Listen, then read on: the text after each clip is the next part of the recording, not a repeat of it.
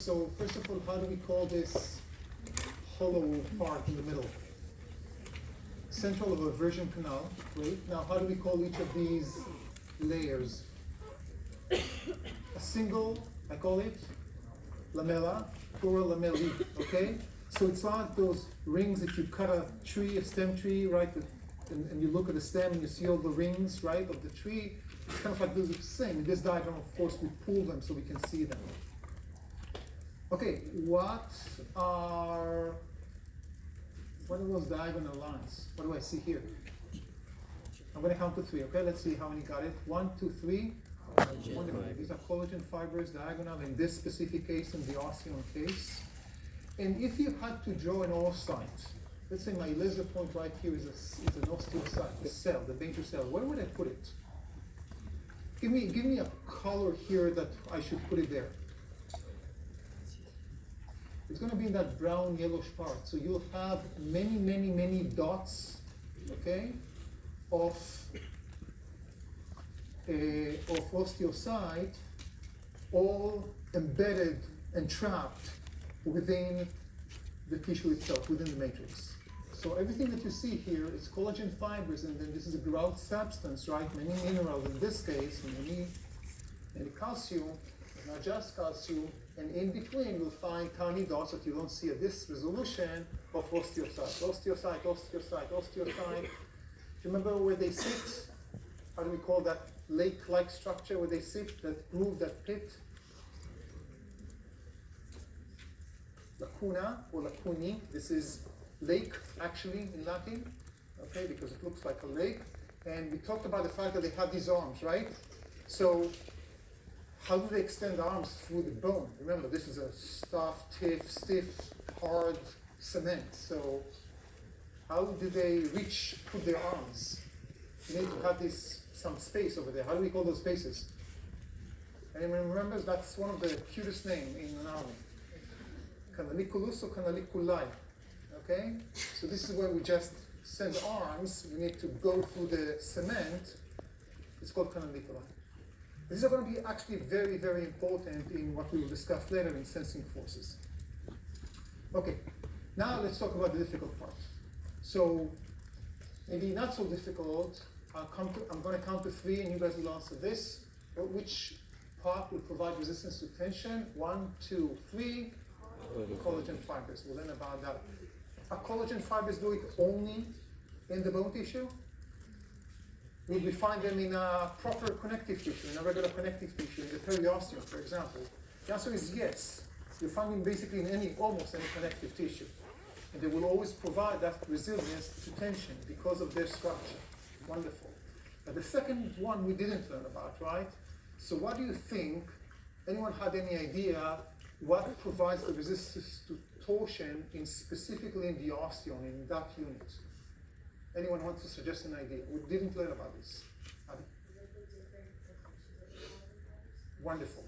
It's the idea, so first of all, let's take a look. These answers, version canal, central canal, lamellae, collagen fibers. And the issue is that the way they are organized in the osteon. So torsion, if you think about it, it's like tension, but from many different angles combined, right? We are like pulling the bone from different angles, and as a result, this is a twisting. So the fact that we have this organization of collagen fibers where they are in one angle in one lamella, right? And then a perpendicular angle, and a perpendicular, basically what we do is we give resilience to this tension, and this tension, and this tension, and this tension, and the sum is torsion. So the collagen fibers as themselves, they provide resistance to tension.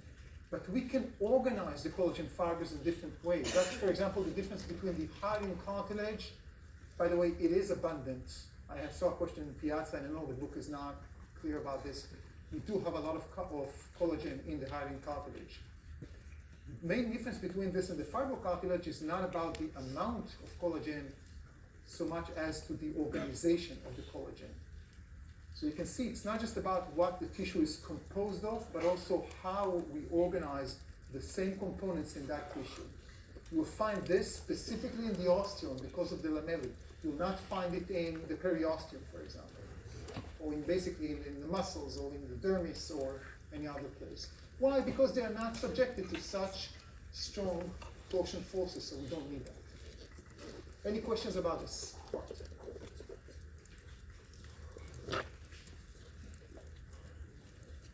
Okay. So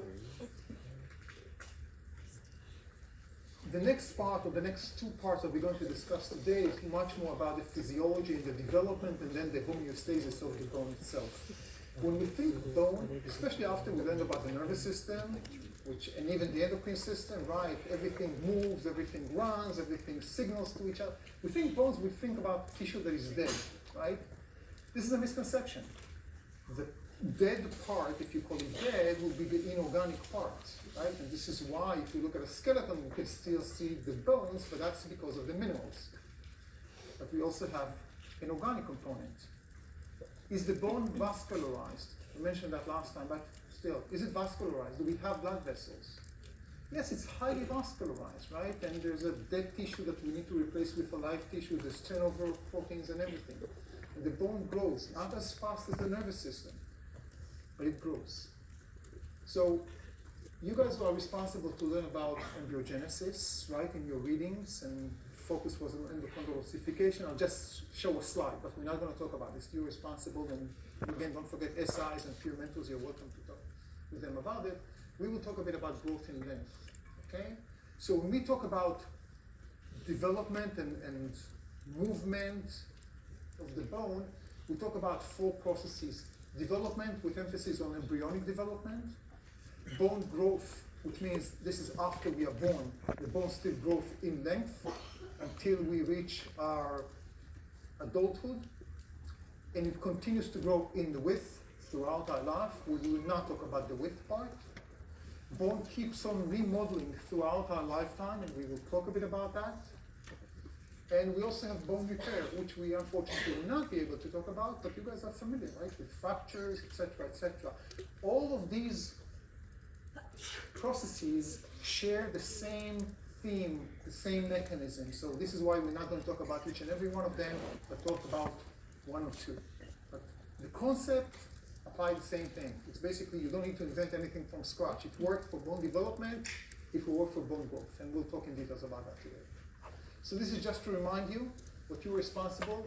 The osteogenesis term, osteo, bone of course, bone tissue, genesis, formation of, creation of.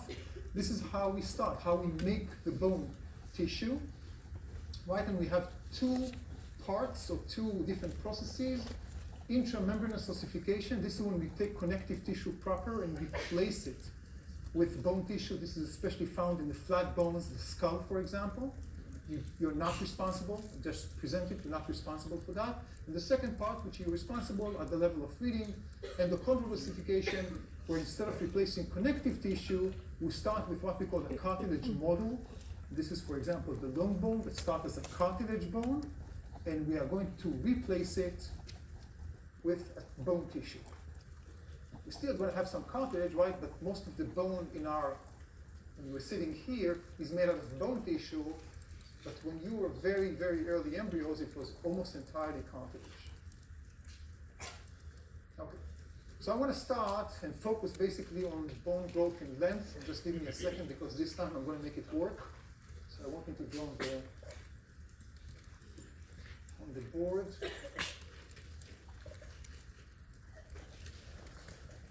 A bit easier for me.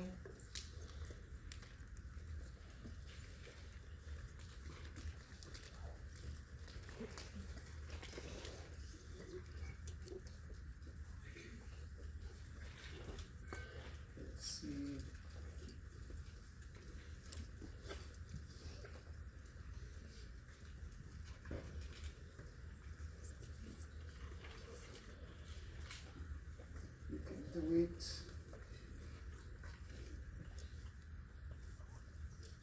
Great.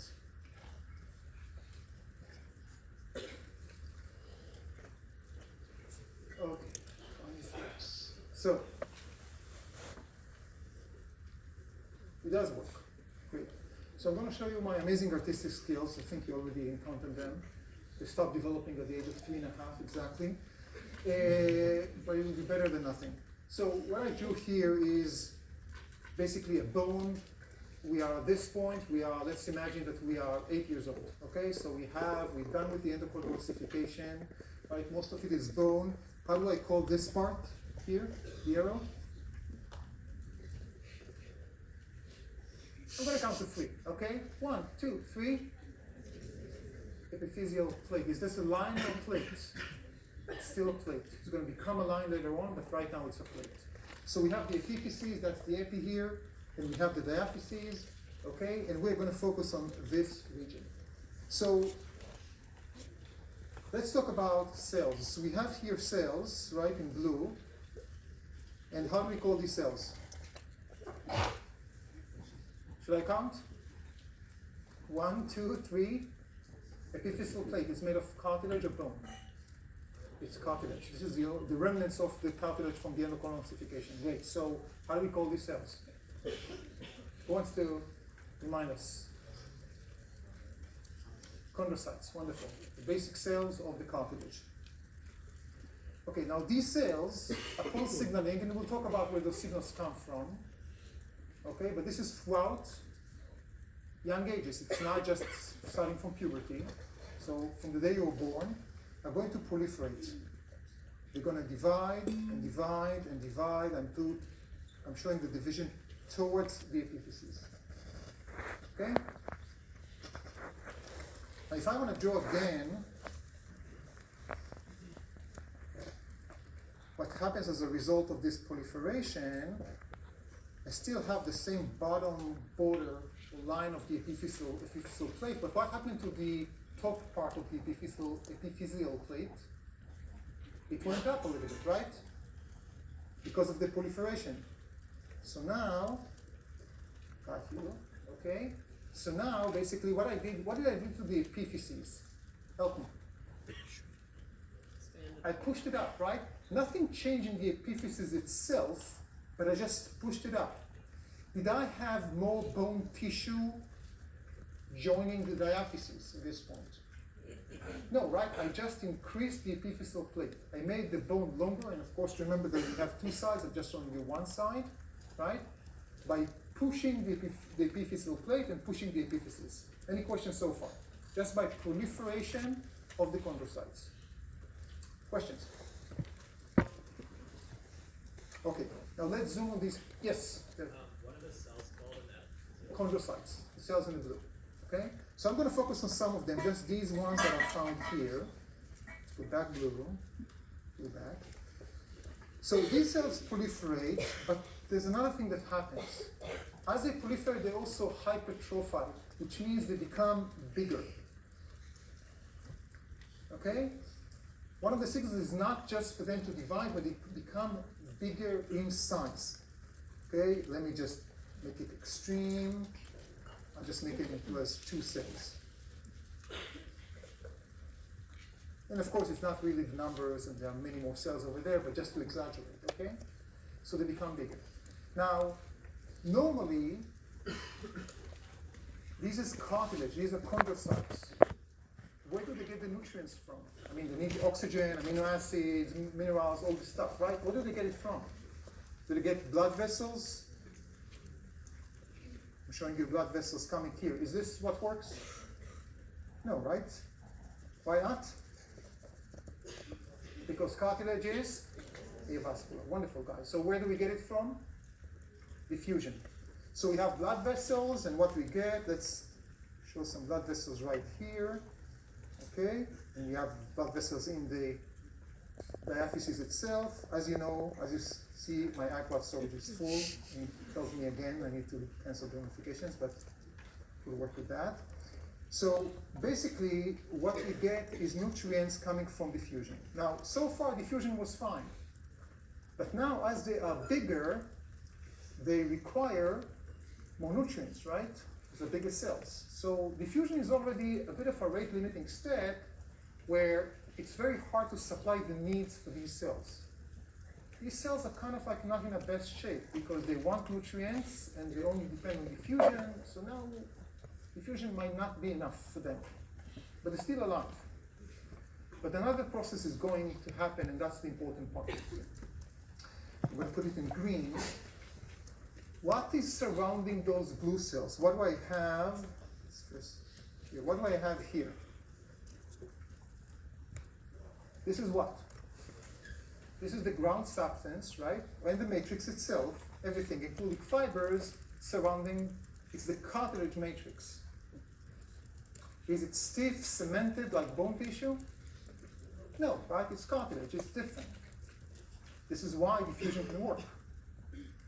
But now, what they do, what happens in the bone? Remember, we talked about osteoblasts. What do osteoblasts do in the bone tissue to the matrix around them? We use it as a verb. What do? They calcify it. I mean, it already had calcium, so what does it mean when we say we calcify it? Who wants to remind me? Who wants to remind me? Someone from the back. What does it mean when the bone tissue, not here, in the bone tissue, when osteoblasts calcify the matrix around them? Yeah? It cements it. It cements it. It sends signals to enzymes, never mind the names of those enzymes, it tells them, basically, take phosphate, take calcium, make crystals. This is going to be cement-like structure. This is the calcification process. So at this point, after the proliferation, the fact that the cells are growing bigger in size, they themselves start, and I'll put it in green, to secrete exactly the same enzymes that normally osteoblasts are secreting, and they're going to tell that orange matrix around them, what are you going to tell them? Calcify. And as a result, now I'm going to have the orange calcifying around them, and that's kind of like a cement. What is the challenge of these chondrocytes right now? Where do they get the nutrients and oxygen from? Where do they give their waste, CO2, etc.? Can they? They don't. You cannot diffuse through cement. This is now just, it's not a bone tissue, it's a calcified cartilage tissue. Yes? You're asking, sorry. They're secreting enzymes. The calcium and the phosphate are already there as part of the cartilage matrix, but it's not calcified, it's not making crystals. So they secrete enzymes, never mind the names of the enzymes, that tell those calcium and phosphate to make crystals, make hydroxyapatite. Again, hydroxyapatite is a name you don't need to remember. I'm just using it because it's a name. Question so far. We had proliferation. We pushed the epiphyseal plate and the epiphyses, but the same cells that proliferated are now sending signals to the surrounding. They became bigger. That tells them calcify. Does the plate itself expand, or it just moves towards the So at this point expanded, right? We'll see about the movement. It's going to move, but right now it just expanded because nothing happened in the bottom, right? It stayed as is. It's temporary, as we will see. Yes? It's diffusing both from the diaphyses and from the surrounding, from the periosteum. Yes, ma'am.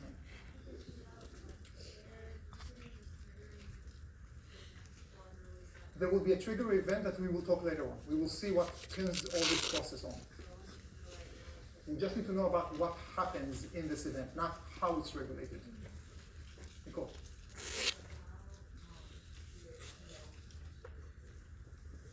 The same question, basically. Again, we will talk about. Right now, I just want us to make sure we understand the process itself.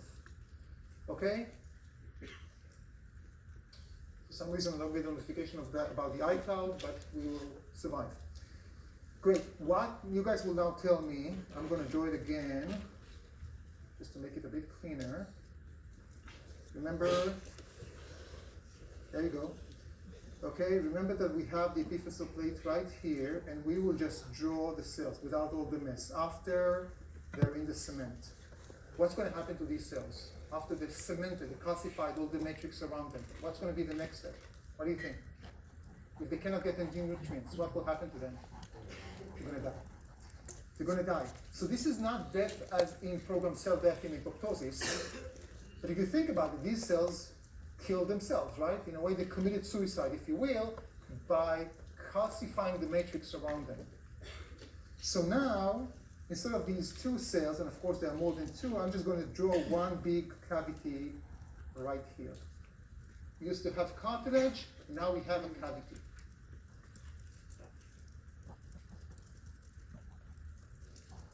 We have an old king, cartilage.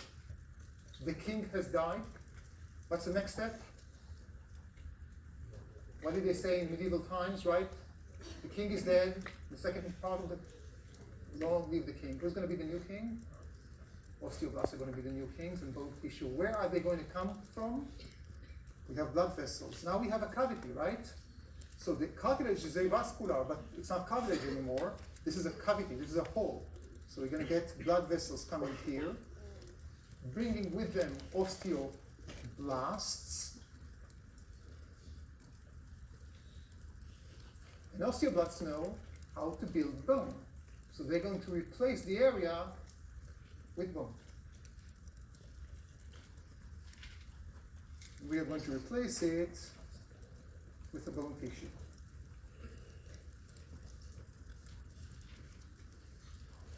Any questions so far? There's one part that I still want to talk about this part, but questions so far. So again, they calcify the matrix around them, as a result they die. I did not mention about the cartilage, but the matrix around them starts to degrade because the cartilage needs the cells, okay? And then we have a cavity, and then we have blood vessels that bring in osteoblasts, and we replace the cartilage with a new tissue, the bone tissue. Yes? The matrix will also degrade around them. I mean, by themselves they are big, so once they die you have a big cavity, but the cavity will actually be bigger because the matrix that's supposed to be maintained and supported by those cells is no longer supported and maintained, so it starts to degrade. Okay?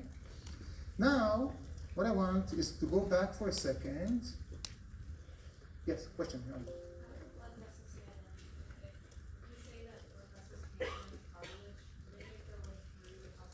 Okay, so just wait a second because now I'm going to show this. Okay, so now I'm going to show it back, but this time I'm going to go back to the original plates, going back to the one on the left. We started with these cells, right? Sorry about that. So we started with these cells, right? Now, let's put it in historical context. These cells proliferated at some point, right? After they proliferated, what happened to them? What did they do to the matrix? They became bigger, and what did they do to the matrix around them? It calcified, and they died. And then we had blood vessels coming here. We have new cells, the ones that are the daughter cells of the original cells, okay? They're still proliferating, they're still not yet killing themselves, they're in the process. And this part here, close to the epiphyseal plate, is starting to be ossified, in a way becoming bone tissue. Matrix calcified, replaced with a bone tissue.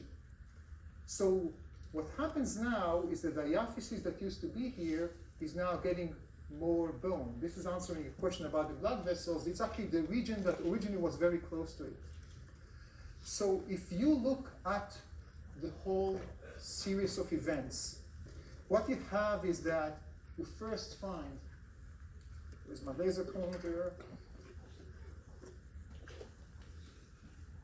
Okay, so I showed it here in this area so I can show it, but what happens is that the cells proliferate, they push the epiphyseal plate border up, then they kill themselves indirectly. We have blood vessels and replacing it with bone tissue, and then the daughter cells are going to do the same thing and the same thing and the same thing.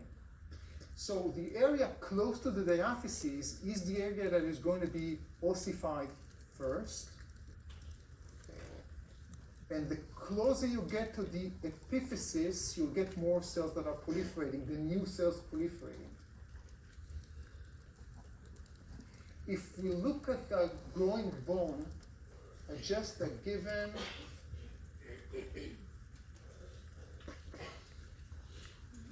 time, we freeze the picture, this is what we will see. Here's the epiphyseal plate right here. And if we go, here is the diaphyses. So at the top, close to the epiphyses, these are the new proliferating cells.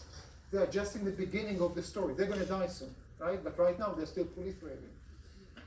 Beneath them, towards the diaphyses, we have the cells that already proliferated, And now they are in this is called the calcification zone. Why? Because they already hypertrophied and started to cement, to calcify the matrix. So this is the calcification zone, but they're not dead yet.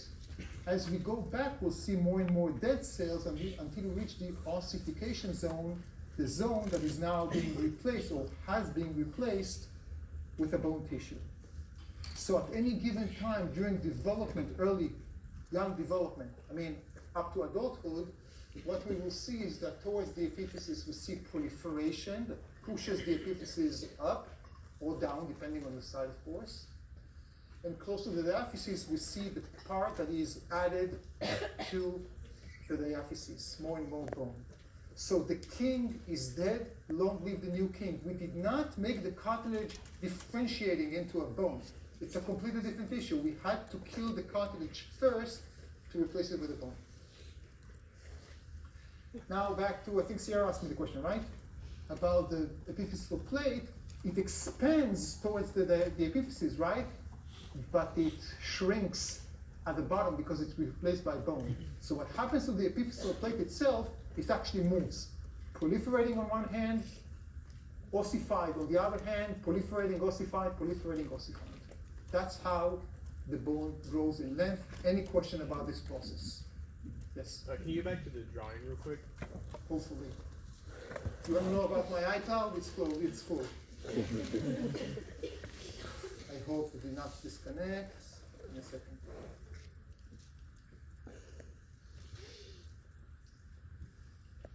Yeah, it's still there. So when they start proliferating upward toward the epiphysis, Yeah. I thought, and then the cavity forms. Is that you said the osteocytes on the diaphysis side, right? Why did you draw it to where the? Because I showed you a case where the beginning of the story, and the epiphyseal plate will be this part, okay? But the cells continue. Okay, let me go back to the first one. They cells continue to proliferate and proliferate and proliferate, right? So this right now here, I'm showing you just an arrow here, the bottom of the epiphyseal plate, this is the part that is actually going to be ossified. Yeah. Okay? So we are pushing, at the top you always have proliferating cells. At the bottom you have cells that already proliferated, and now they are being, all this area is being ossified. Okay. So we're proliferating upward. Exactly, We're proliferating upwards, and don't forget, when we say upwards, it can be downwards, it depends on the size of the bone. Okay, we are proliferating away from the diaphysis, and we ossified next to the diaphysis. Okay, so the cavity forming at the top, at the epiphysis, is just something Yeah, at the it's just beginning? in the beginning of the story. Okay. Yes, good question. Any other question? Yes?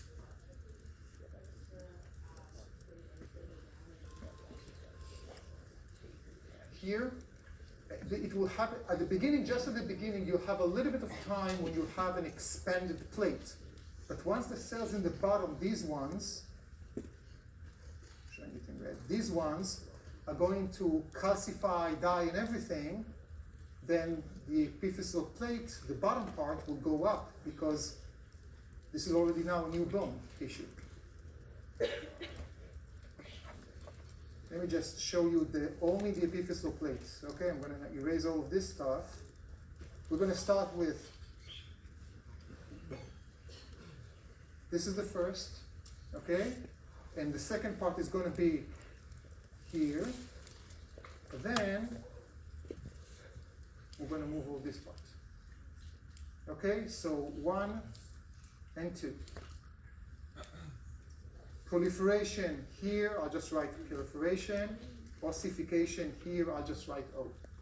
Yes?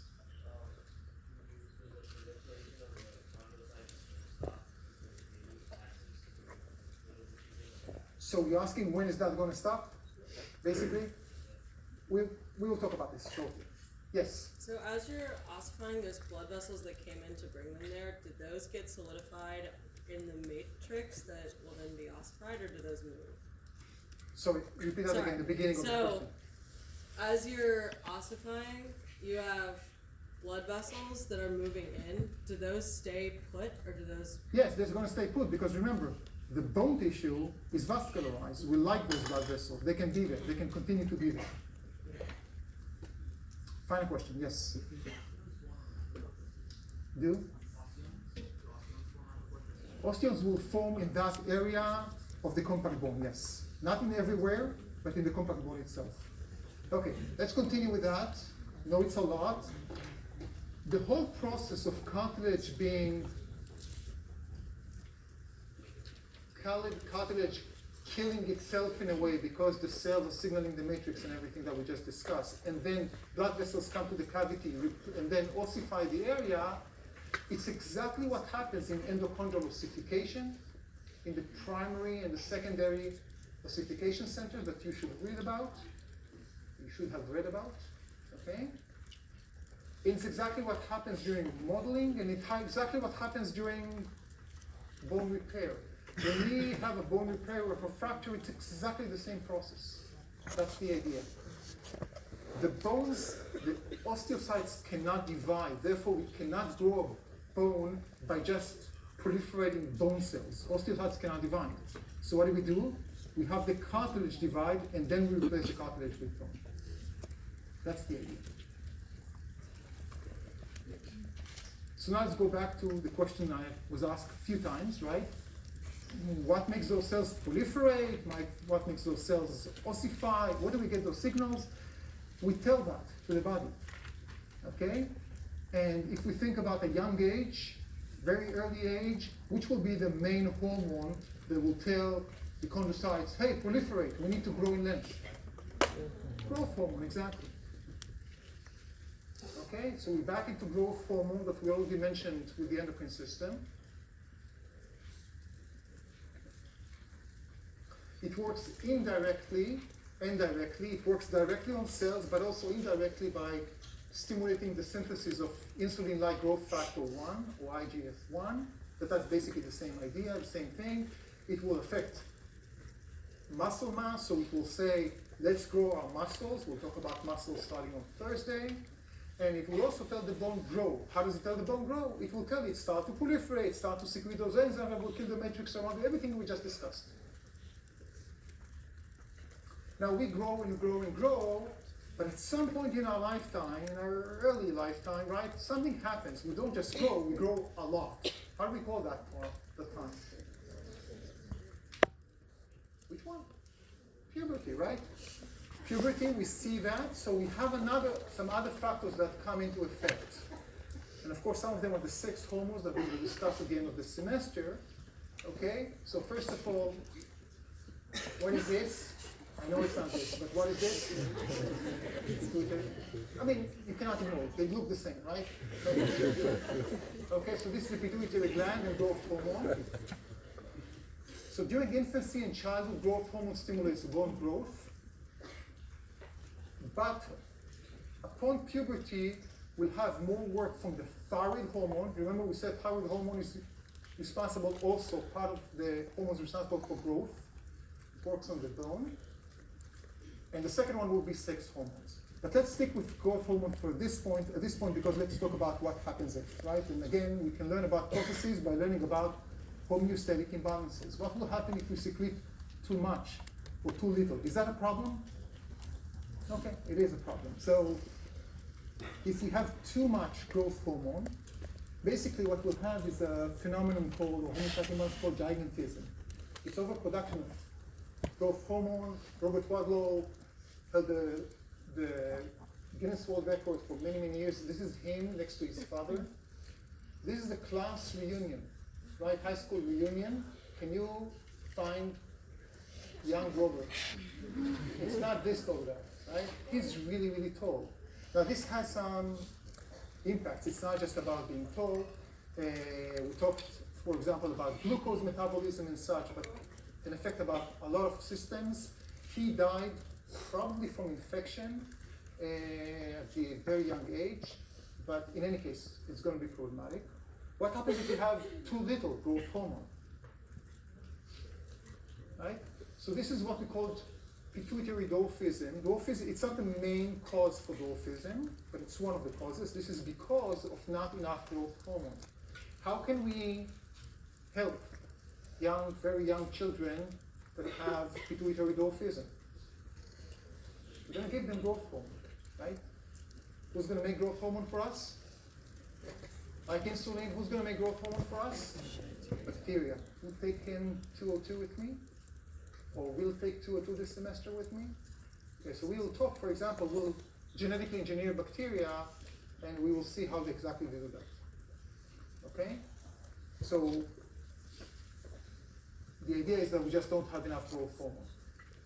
So now back to the other hormones. At puberty, growth in bone length is increased dramatically by the combined activity of growth hormone, thyroid hormone, and now a big push from sex hormones. But here is the deal. When we say growth, we're talking about two processes that kind of like in a tug of war with each other. One, you tell the cells, the chondrocytes, proliferate. That's, in other words, this is bone growth, right? Towards the epiphysis, we push the epiphysis up in this diagram. At the same time, we also promote what? Ossification, right? And at some point, when we have proliferation on one hand here, in this area, and ossification in the back, at some point ossification will win over calcification, and then all the epiphyseal plate will be ossified, and from now on it's going to become epiphyseal line. And from now on, we cannot grow this bone in length anymore because we don't have chondrocytes, so they cannot proliferate. Again, osteocytes do not proliferate. You see it really nicely if we do an X-ray, because X-ray will see only bone tissue but not cartilage. So if you look here, for example, on these joints, you'll see the epiphyseal, not the joints are here, but you will see the epiphyseal plate. You don't see something. The reason you don't see is because you have cartilage here. But here it looks like a fused bone because everything is bone by this point. This is an epiphyseal line, and this is an epiphyseal plate. And we still have cartilage. Bone growth in length. Any final questions about this? I don't want it to be the entire lecture today. Yes?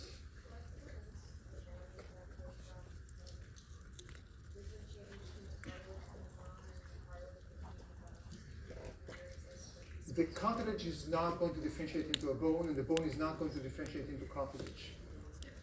So it's only going to be replaced by. You're asking why doesn't? How do we prevent that?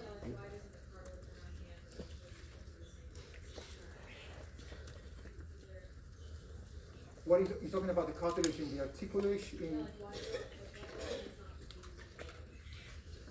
Because what you have joints. Okay, I'll just answer more of a big picture question.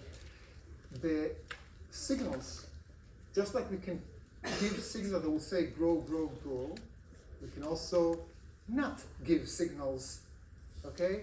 For example, for the cartilage that surrounds our synovial joints to grow, grow, grow. So it will be limited in what it grows, and we will not tell it, hey, these cells calcify the matrix around you so you will die. Here we get some advantage, we benefit from that process. We're not going to stimulate it in areas where it's not going to benefit us. Okay? All of this doesn't happen just like that. It's all under strong hormonal control, not just hormonal control, but other growth factors, etc., etc.